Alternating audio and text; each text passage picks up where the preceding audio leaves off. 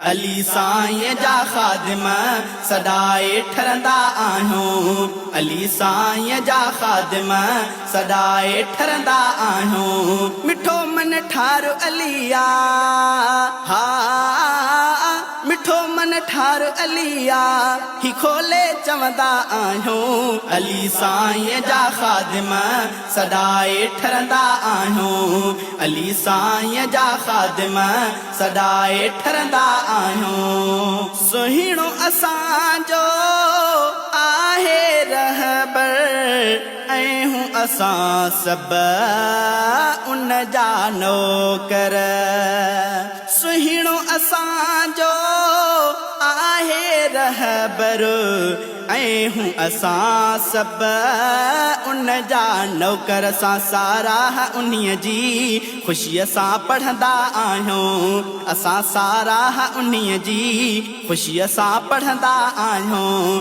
मिठो मन ठार अलिया हा मिठो मन ठार अलिया ही खोले चवंदा आहियूं। अली साईं जा ख़ादिम सदाए ठरंदा आहियूं। मिठो मन ठार अलिया हा मिठो मन ठार अलिया ही खोले चवंदा आहियूं। अली साईं जा ख़ादिम सदाए ठरंदा आहियूं। अली साईं जा ख़ादिम सदाए ठरंदा आहियूं। सुन्नी असां सभु हैदरी आहियूं। शान में लिखंदा शाइरी आहियूं। सुन्नी असां सभु हैदरी आहियूं। शान में लिखंदा शाइरी आहियूं। अली हक़ वारो वलिया हक़ीक़त लिखंदा आहियूं। अली हक़ वारो वलिया हक़ीक़त लिखंदा आहियूं। मिठो मन ठार अलिया हा मिठो मन ठार अलिया ही खोले चवंदा आहियूं। अली साईं जा ख़ादिम सदाए ठरंदा आहियूं। मिठो मन ठार अलिया हा मिठो मन ठार अलिया ही खोले चवंदा आहियूं। अली साईं जा ख़ादिम सदाए ठरंदा आहियूं। अली साईं जा ख़ादिम सदाए ठरंदा आहियूं। सुहिणे नबीअ जो सोट सियाणो आहे अमा फातिमा जो राणो। सुहिणे नबीअ जो सोट सियाणो आहे अमा फातिमा जो राणो। दिली दिलदार जो नालो चपन सां चुमंदा आहियूं।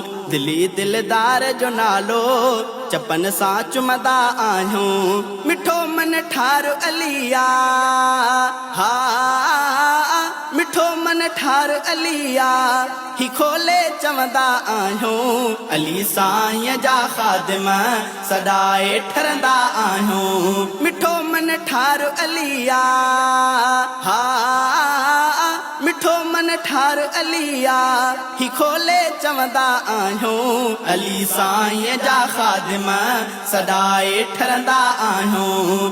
अली साईं जा ख़ादिम सदाए ठरंदा आहियूं। हसन हुसैन प्यारा जंहिं जा शान भरिया आहिनि शहज़ादा। हसन हुसैन प्यारा जंहिं जा शान भरिया आहिनि शहज़ादा। अलीअ जी आल बेसारी अखियुनि ते रखंदा आहियूं।